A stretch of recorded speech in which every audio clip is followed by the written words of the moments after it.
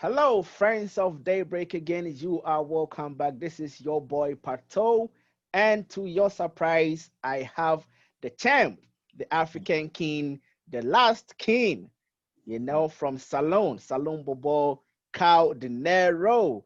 I know a lot of you have suggested I should start doing interviews and stuff like that, and I was like, okay, that is good advice. So I've got a couple in, and today we are lucky to have Carl Dinero. So, hey, Mr. Carl, your audience, this is Mr. Carl Dinero. So, it's just going to be a chit chat, word on the street, as we call this one. So, guys, you are all welcome.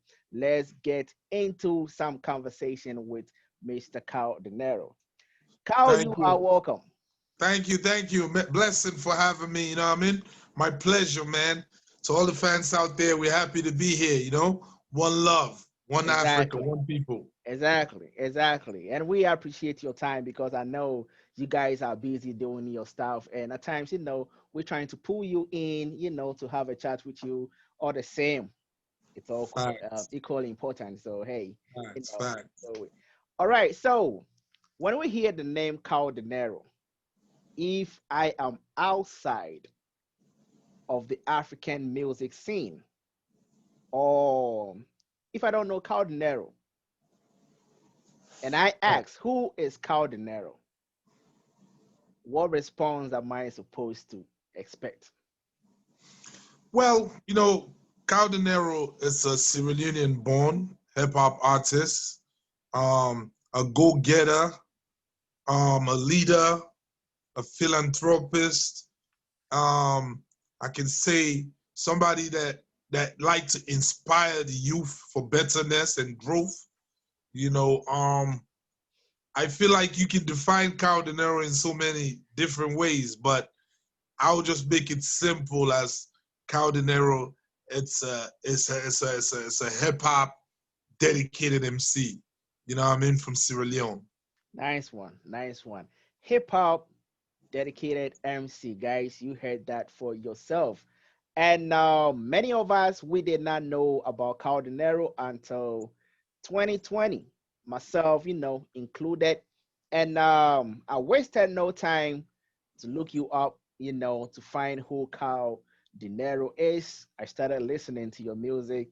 I'm like, man, this is a dope artist. And I'm glad that a lot of you guys we've gotten the chance to kind of know you and know your music and start to follow you and appreciate the stuff that you do. All right. No doubt. Yep. So Carl, at what point, I know life is a journey. Everything start at some point. Right. At what point did you start making music? Well, I grew up in a family of music. You know, my dad he was like a very strong Congolese music lover. You know, like the Prince Nico's, the Dr. Nico's, Sanfa Thomas, the Kassav. I remember growing up in the 80s as a young boy. That's all my dad used to play, the Kofi Olomide, Lucky Dube. So I used to always hear music in my household. And then, like Yvonne Chaka Chaka, the early 90s, all of that. If I can go on, Ivy Edna Ogoli from Nigeria, Sure. Obaru the World. So, I have a strong musical background. I used to listen to different types of music. And in the early 90s, that's when I got introduced to like the dancehall music, the Buju Bantans, the Terror Fabulous. They used to call me Buju, by the way, you know what I mean? Okay. Okay. Yeah, growing up in Sure. secondary school and stuff. Then I had relatives in America, in Brooklyn, New York. So my cousins used to send me cassettes, rap cassette tapes. They would send me Right. different albums coming out, magazines, Word Up magazines, Source magazines, Double XL. So I was the guy in school that all my friends would run to and come to find out what's going on in hip hop in America in school. Exactly. You know, Exactly. lunchtime, everybody would say, "Find Amara." He have all the buzz about what's going on. They will borrow magazines from me, rap cassette tapes. So I was that guy. And then gradually start growing to where I started doing music, writing raps myself. I can still remember the first song I copied. It was Warren G, Regulate. You know, it was a clear black night, a clear white moon. Warren G was, that joint. I love that record back in the day so much. That was the first time I took a pen to write lyrics. I wrote Warren G's stuff, and then I started writing my own stuff and developing and developing. By the way, I was being called Sloop Cow in the beginning Okay. because I love Snoop Dogg so much and the Dog Pound. So I had a crew called the Cow Pound.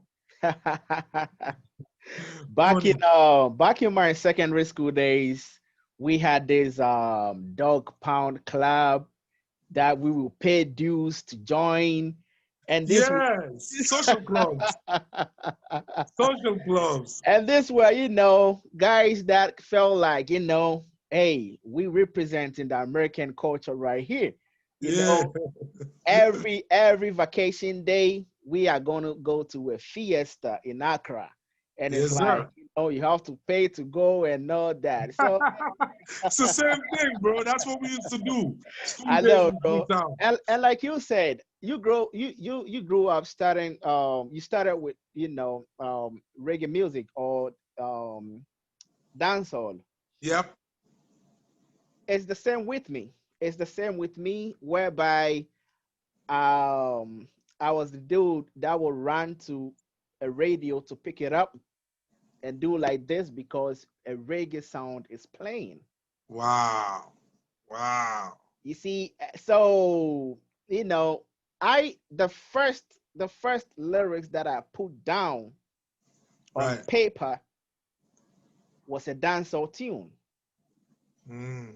I was listening to King Yellow and Elephant Man and Perez Hammond and Yes.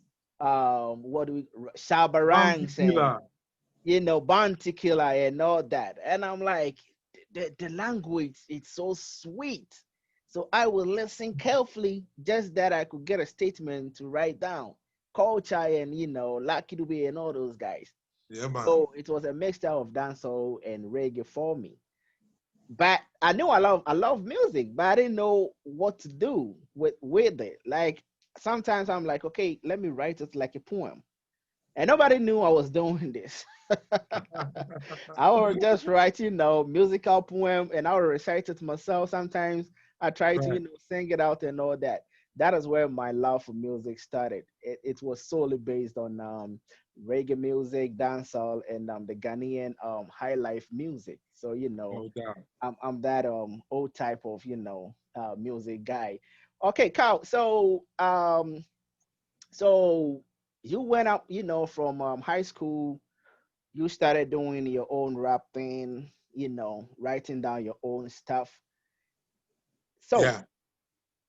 who actually, or what was the influence for you to actually decide that, okay, this is the path that I want to take, whereby I want to step in to represent Sierra Leone and come out as a hip hop artist? Well, actually, when I started writing in the early years, like in the mid 90s, like around 95, 96, the Right, time when the Biggie and Tupac situation was going on, exactly. that's when I really got hooked onto hip hop heavy because I was fascinated about both artists. Both of them inspired me a lot. You know, then there was a revolution going on in Freetown.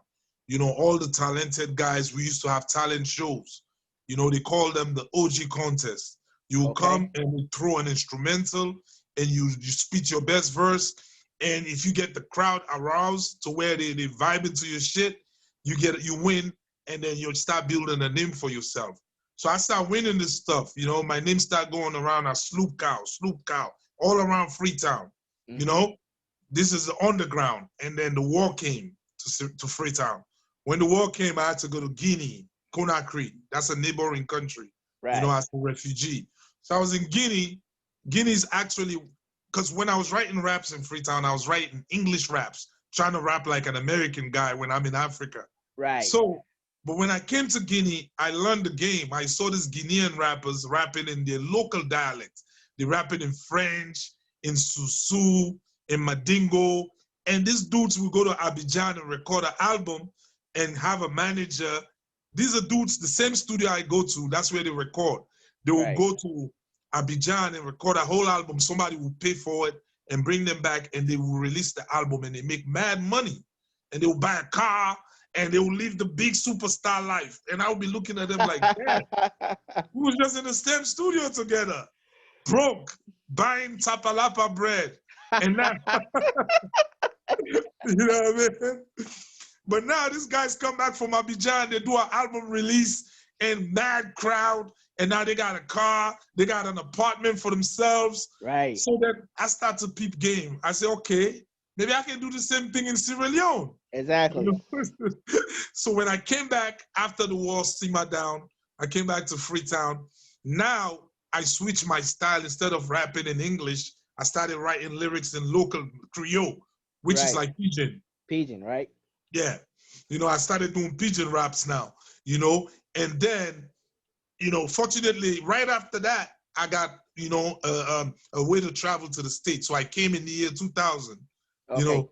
So when I came, I already had the foundation that my name was buzzing on the streets in Freetown. So I said, I have to do an album. You know, my cousins in Brooklyn, they linked me up in a studio in Brooklyn, New York. I started recording an album, my first album, Black Leo for Life. You know, I dropped it in Sierra Leone. Well, it wasn't well received because that time, hardcore hip hop wasn't welcome in Freetown that time. And then you had a veteran musician named Jimmy B. He had just come from South Africa then. He came and opened a record studio named Paradise Records. He signed all the guys I was competing with in the underground. Now they signed to Jimmy B and they put out a compilation album. That was the same time I dropped my first album. So nobody was paying it no mind. They was just paying mine to the compilation. Exactly. I didn't give up. You know, I kept going to the studio and working, you know. So that's the genesis of Kao Denero. Very nice. Very nice story. And, you know, we cherish these stories because, you know, most of African artists, they are independent artists because of lack of institutions and structures and record labels and even royalties and stuff like that. So everybody is fighting for their own. So we love to hear stories like that where our artists started with their career, the pressures they faced, the influences they had, the paths that they have to take and all that. Okay, so basically when you came to United States in the 2000s, right? Right. That is when you actually was like, okay, now I want to do this thing for real. Right. Actually, I was in Philly, you know. I was in Philly and I had a Ghanaian friend. His name is Tommy. Okay. You know? Yeah. Me and Tommy, you know, like the only thing I was doing is work that time and go to school. You know what I mean? So I was in a community college in Philly, you know, just trying to get my way through. And me and Tommy would be rocking. And I remember he brought me a cassette, a Ghanaian rapper named Obrafo. Yes. So Tommy, because every time Tommy would see me write raps, and he was like, yo, Carl, man, go listen to this guy. So he hit me with that CD, that cassette, actually. I went, and I remember it was Who Born You by Mistake. Who Born You by Mistake. Nice. That was the joint. Yep. He's the godfather, man. Obrafo is the godfather. Yeah. So I used to listen to that and I started checking everything because I was a guy in my early years, I would research about every African music scene. I remember I used to check about, you know, Samini.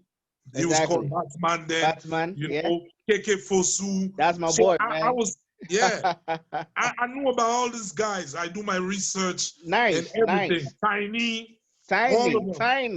Yeah. You know, so I'm a guy that always did my background with the Nigerian scene too, the Tanzanian scene, South Africa, because I wanted to know what's going on in the country. What's going on? Exactly. Yeah. You know, so but I was at the same time I was releasing albums in Sierra Leone. You know, and then I started going back home. I started from small venues, and then the crowd just started growing to where you got to the point where we start taking it to the stadium now. You know, and we start filling the stadium. Nice. And but it wasn't an easy task because there was a lot of controversy. There was other crews in Sierra Leone that we was fighting for supremacy. So Exactly. only the strong survive. Exactly. Exactly. So, you stayed in the U.S. for how many years before you finally moved back home? I would say like around 12 years, That's Okay. when I started going back to where, because that was my dream, all along. My dream was never to sit in the US, because I always used to admire how guys made a career out of music Exactly. and it's sustainable to where they just travel and come to the States and visit and go right back, you Exactly. know? Exactly. So being here in America those times, that was always my dream. Like, I want to be where, where my career is at, my habitat. So I'll be able to be more creative and be able to be in control of what I do, So, and I'm thankful to God. Now I'm living that dream. Nice. Nice. Nice. Nice. So when you first got to Sierra Leone, or when you went back home, and Right. now everybody know that, okay, um, Kyle just came back from America, and probably he's picked up the culture of the hip hop, and now he's going to give us the taste of American hip hop. How did they receive that new Kao Denero from the old Kao Denero, who was Snoop Cow back then? Word up. Very good question. It was not easy because it was split minds. You Right. have the, you have the Sierra Leoneans that looked at it like, oh, he's bringing the American gangsterism here. And yes, I had that, I had that opposition. They'd be like, oh, this is Africa. Don't bring that American stuff here. You have Exactly. that crowd that used to look at me like that. And you have the crowd that was happy because, they saw my struggle and my story to where I would come and do shows and they would be empty, but I never relented. I always used to still come back and drop projects. You know what I mean? Um, Basically, after people start realizing that because I was the only guy living in America, but I'll make records like I stay in Sierra Leone. I'll Exactly. rap about Sierra Leone struggles. I'll talk like I'll be spitting like, yo, like I just woke up, no water in the tap. You're trying to go eat the kukri, that's the street rice. Exactly.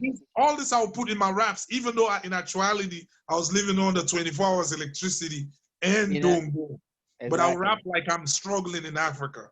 So the fans start growing and relating to my stories to where, got to a point where, and I learned how to commercialize my hip hop sound.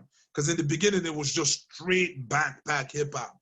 When it got to the point, I started dealing with producers that will bring in a little bit of Afrobeat influence to the hip hop.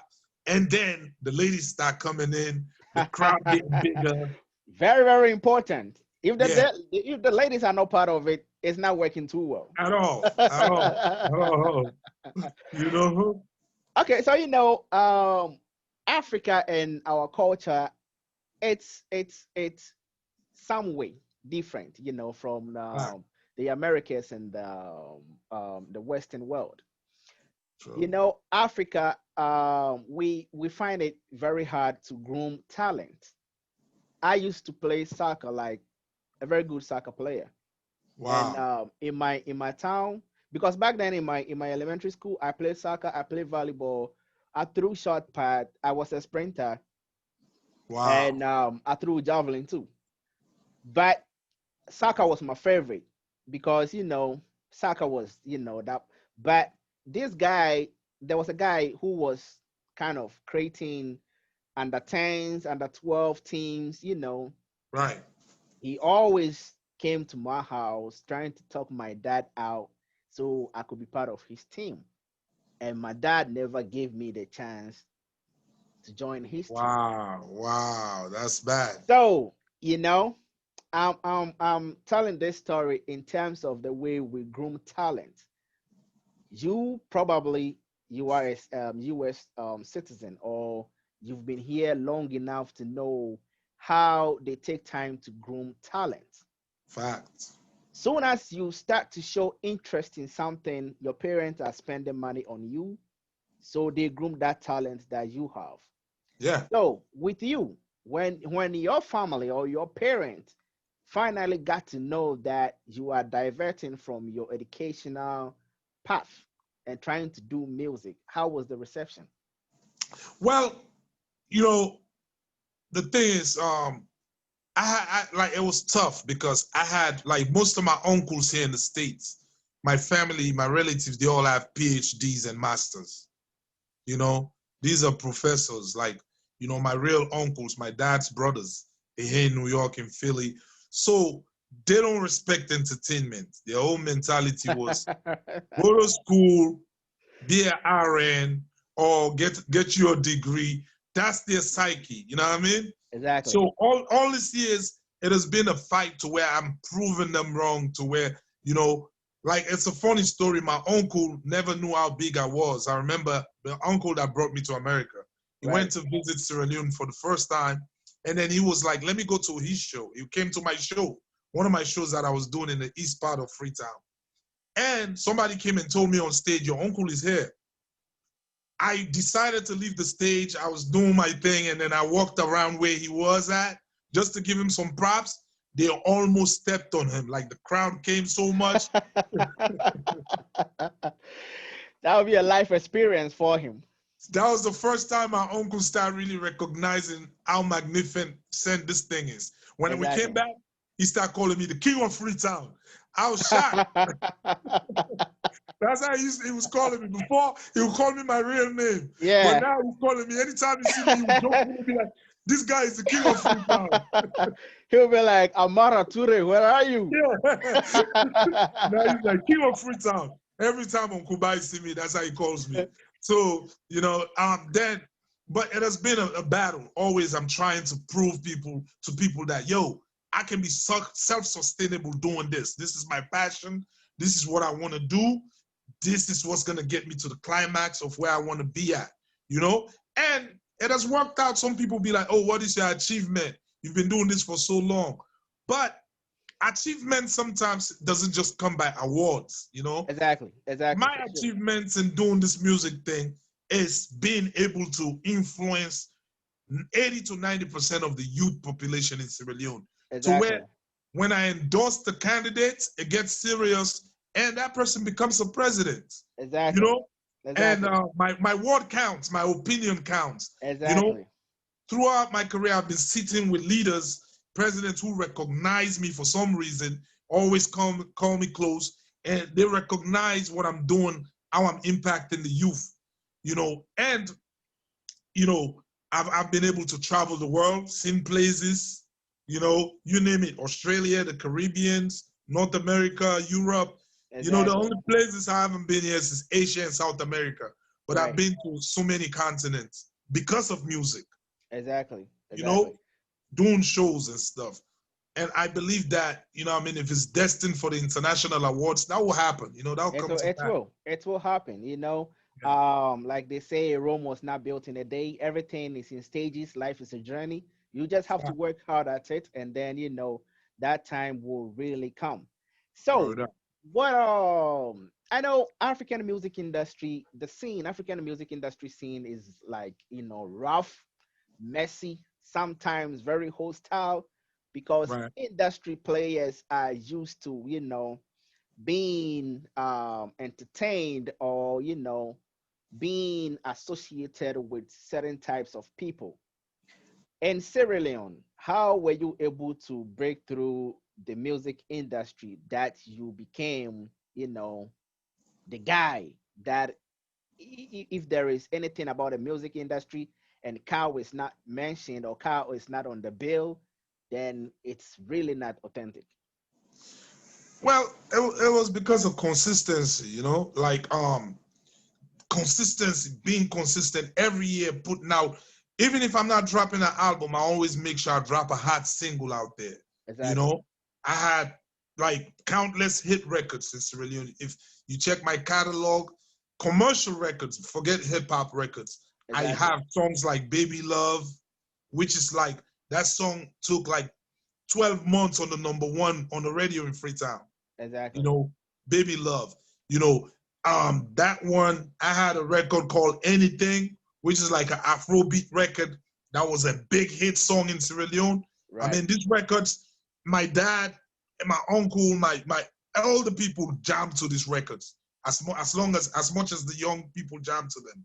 You know, I had Akuna Matata, which is another massive record in Sierra Leone. Till this day, that record comes on, people go crazy. That's why I be laughing at people when they say, oh, with no hit song. They don't even know how I've maintained my career. It doesn't mean that a song is not playing in your part of town. That doesn't mean that it's not a hit song. Just know Exactly. that it wasn't promoted in your side of town for you to know Exactly. that it was a hit song. So I have countless hit songs, not to mention the Ghetto Struggle. I kept working. I never really got comfortable to where I say, okay, enough, I'm cool, you know. You didn't I settle for felt, less. yeah, I realized that there's something bigger for me, not just being a Sierra Leone rapper. I know that the time will come for me to penetrate the African market, but I have to create my background first. So when people check on the background, they say, oh, okay, this guy is solid where he's from. And then it will go from there. Exactly. Talking about background and building a solid foundation, right? Right. So where does Cal come in when it comes to trying to, break boundaries and go across borders? Because as we know, for somebody that I've been listening to, music all over, I like all kinds of. If you see me dancing to francophone music, you could tell that I love that, but probably I don't even understand a single word they're saying, right? No doubt. Yeah, but were you trying to be a Sierra Leone first, or all along you had a dream of breaking boundaries? So I'm saying this to the point that still many don't know you. So is it that your focus was trying to be the champion of Sierra Leone and you did not really pay attention to breaking boundaries into Africa and then the world as well? Well, it's a little bit of both. You know, in the beginning, it got to a point where I was getting a little bit comfortable and be like, you know, I'm cool with what I am already in my country, and that's Exactly. fine. You know what I Exactly. mean? I was slow to catch up with the internet. Exactly. That was another thing. You know what I mean? I was more a hands-on guy, going there, doing my tours all over the country, packing arenas and make my money and then get out. You know? Yeah. So while other rappers in other countries in Africa were building and building their bridges, you know what I mean? Right. Networking in Nigeria and this and that.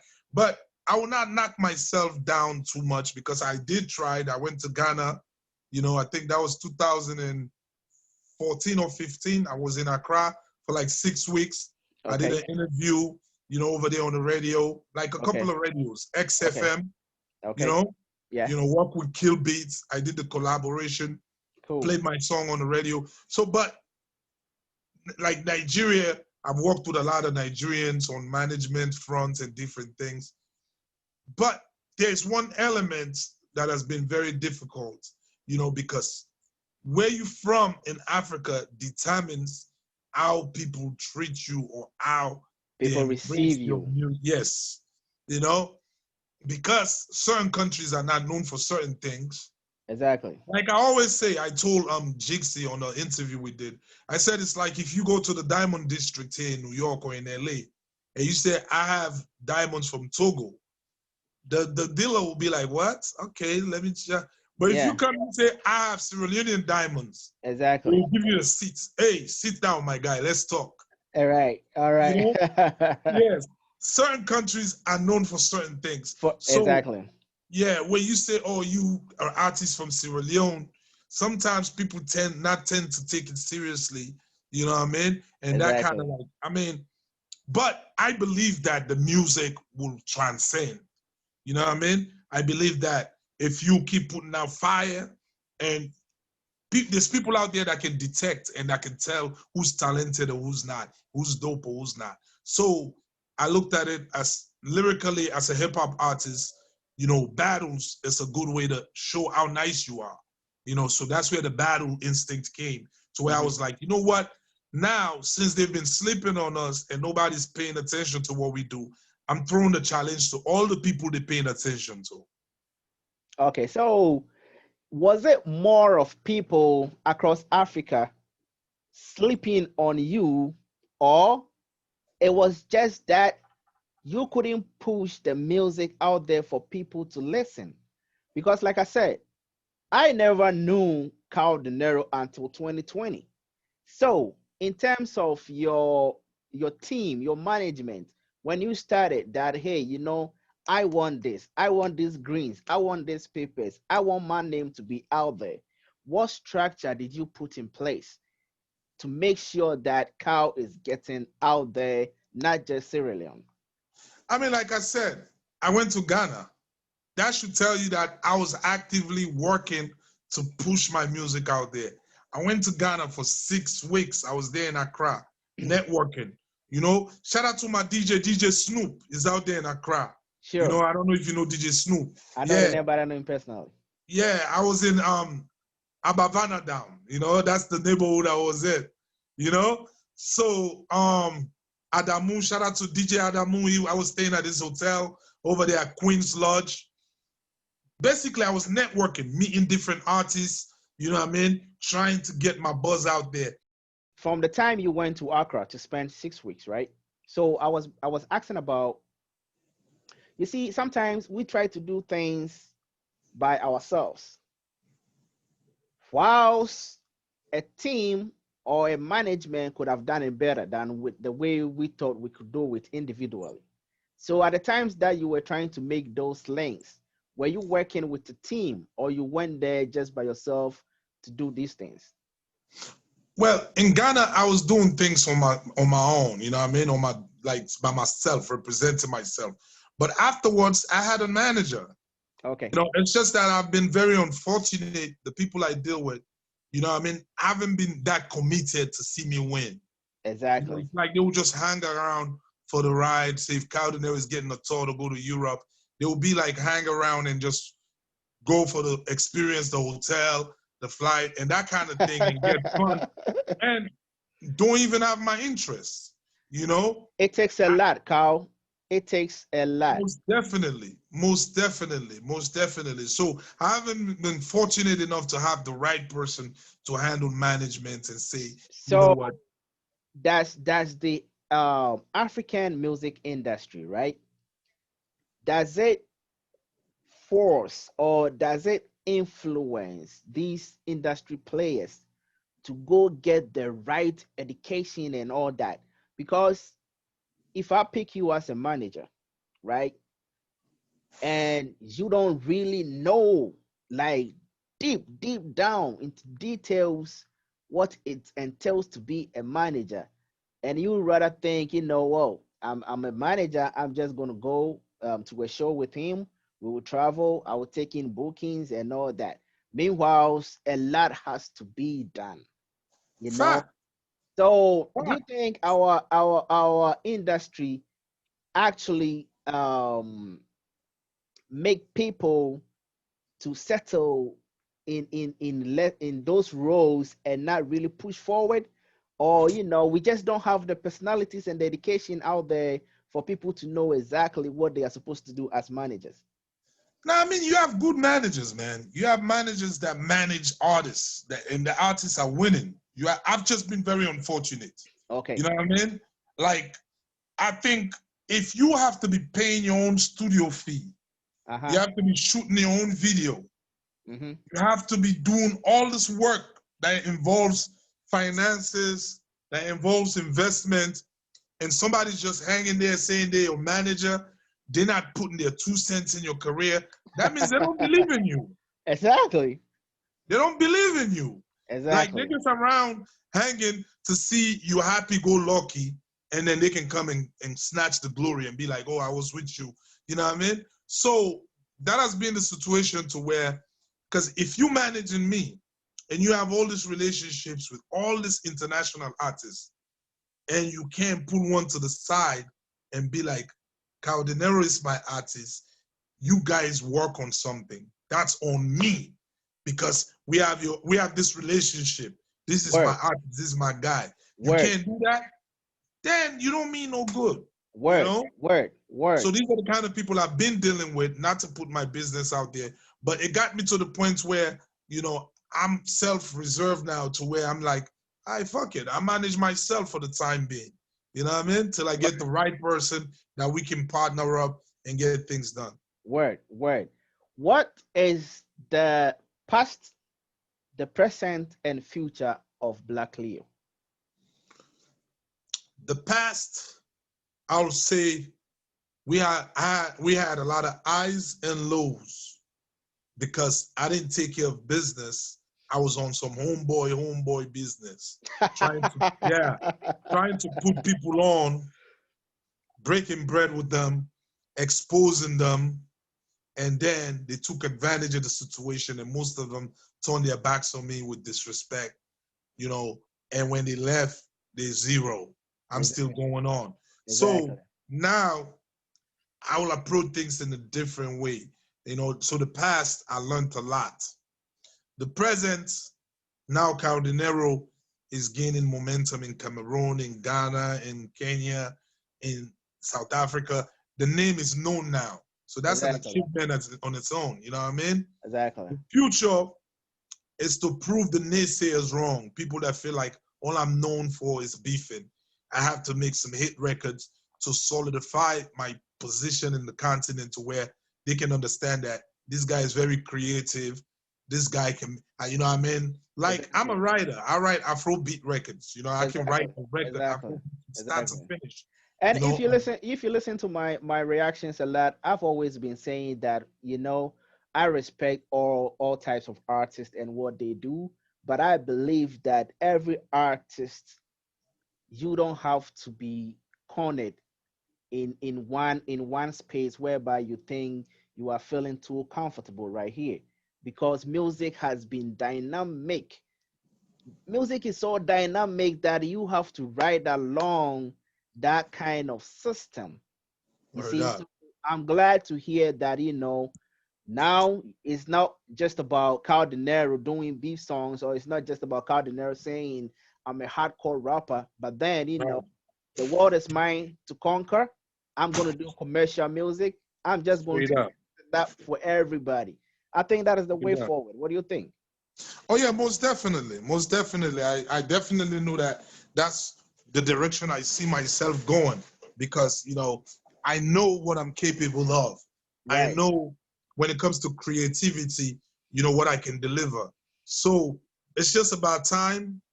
I know my weaknesses as well, but I was Exactly. working with limited resources back home. It was I like Corona that. time. I like I that. was stuck, you know what I mean? So I had to do what I had to do. But now I'm taking my time. I just dropped the accountability record. That's really just a social conscious record.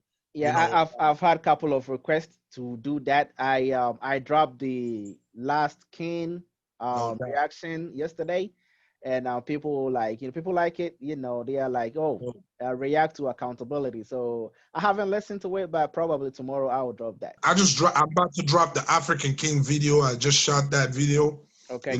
People should watch out for that. And I have a new single to be titled Be Honest.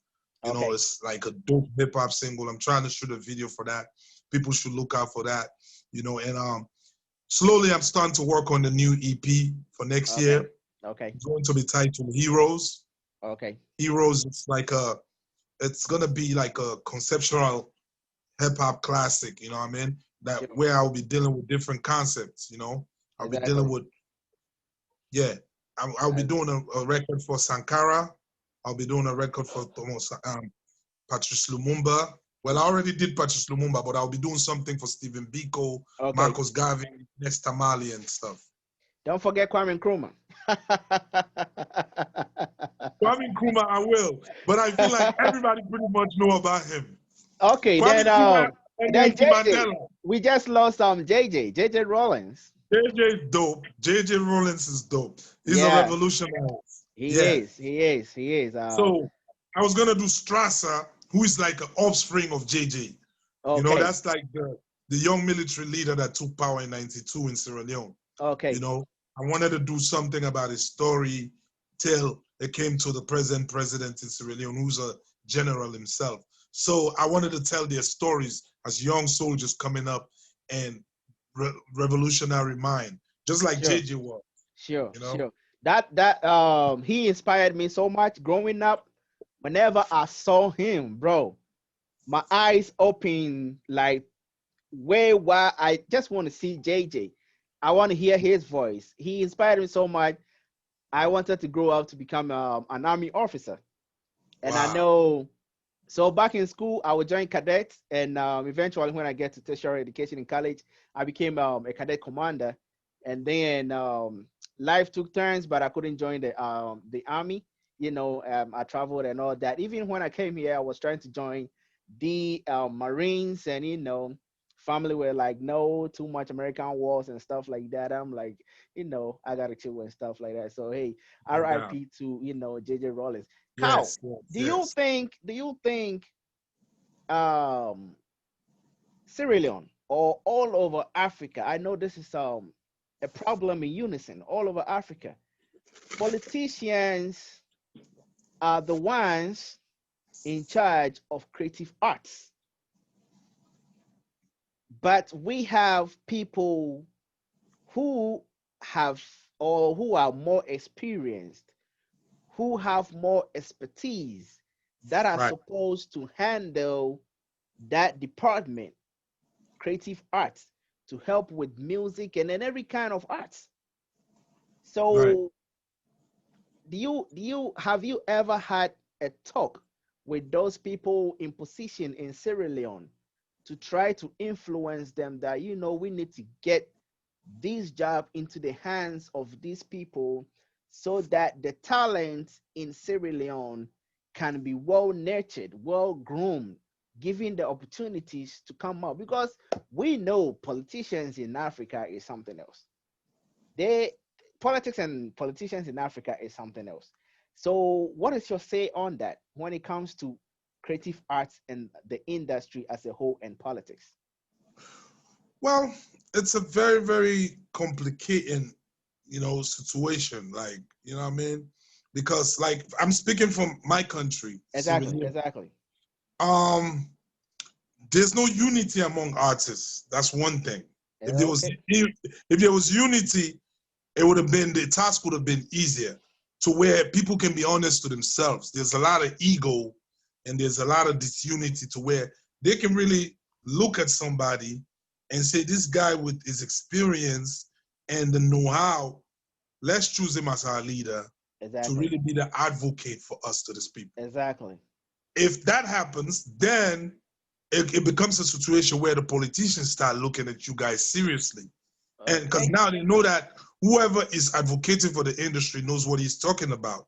It's not just a non-entity coming around, a knucklehead coming around just trying to, you know what I mean? exactly. Because we're going against the stereotypes anyway. Because they look at artists as dropouts, as people that's not intelligent. The status quo, Yeah, it's like, yeah. So they like, you know what I mean? We're going against that. So if you guys can be honest among each other and be like, yeah, you know, for this type of things, let's choose somebody that we know can represent us.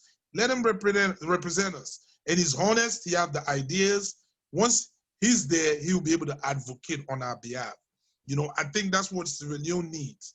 If they have a serious industry leader, put sentiments aside, the and government will take things seriously and then we can talk. and for real, me coming from Ghana and bringing up this question, I know it's not just a Sierra Leone problem, Right. because it's like that in Ghana, and I have seen this. He's an actor, a radio presenter. He was actually on Twitter with a video saying this stuff, like, what, the same thing you are saying. We need to come together, find people who are in the industry to represent us more than leaving this work into the hands of politicians. And he gave examples whereby, the Medical Association of Ghana is headed by, doctors, people who are in the industry. They didn't Right. go bring no politicians to come and head them. So why is that when it comes to creative art and other aspects, we have politicians who have less, or who are not doing what we are doing, but they become the advocate for us. Right. See, so I guess that is Yeah. across Africa, and that is a I good mean, point whereby we all have to unite, choose yeah. people who are in the industry and know what they are talking about to represent us. Carl, we have actually consumed some time. I don't want to hold you for too long, and I know we can go on and on and on and chat about everything that we want to talk about. But hey, I will probably let you go early, but then I hope sooner or later we can still catch up. But then leave us with an advice where you started from, the mistakes that you made, an advice to all the youth across Africa who wants to come be hip hop artist, who wants to come be R&B artist, who wants to come be Afrobeat artist, reggae artist, dancehall artist, artist in general.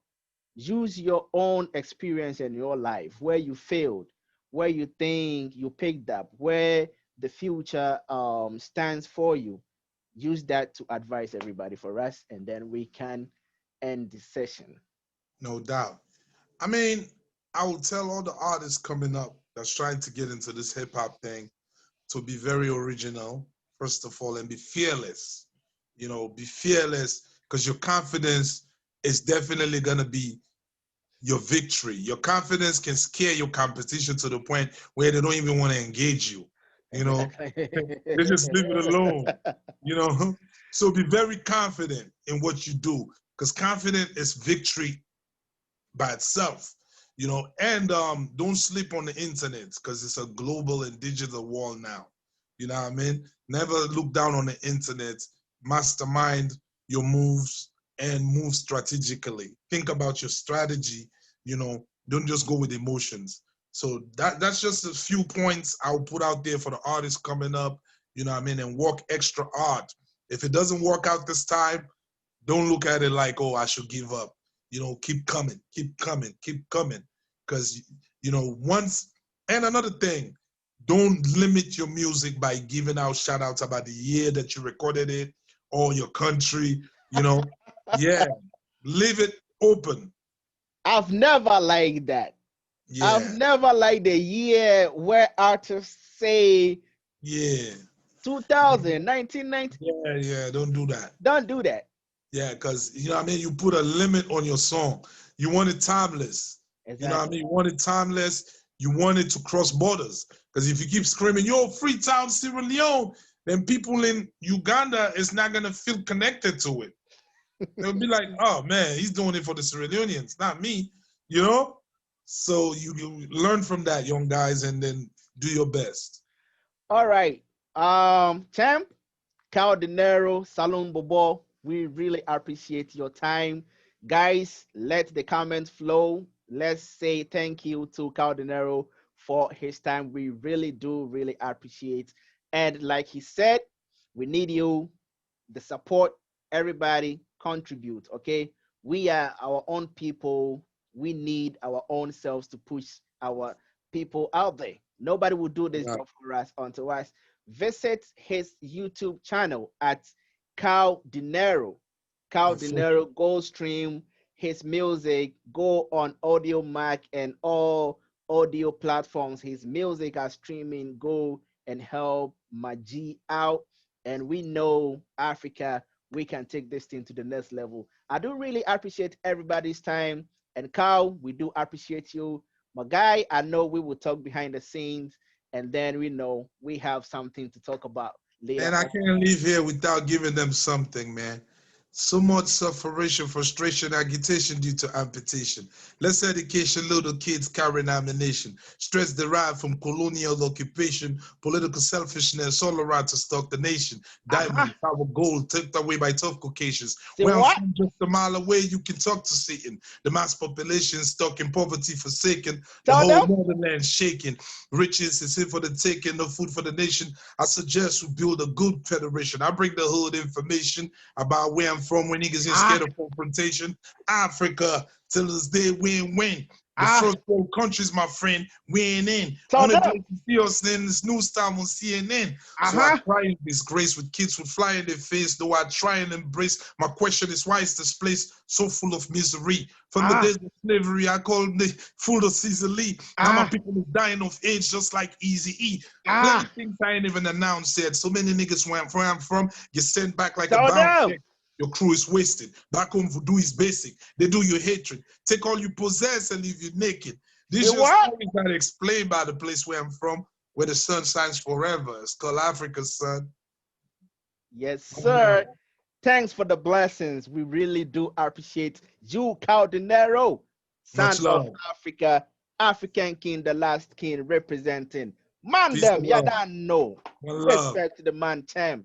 Kao Denero, salute, man. Salute. Oh, next time.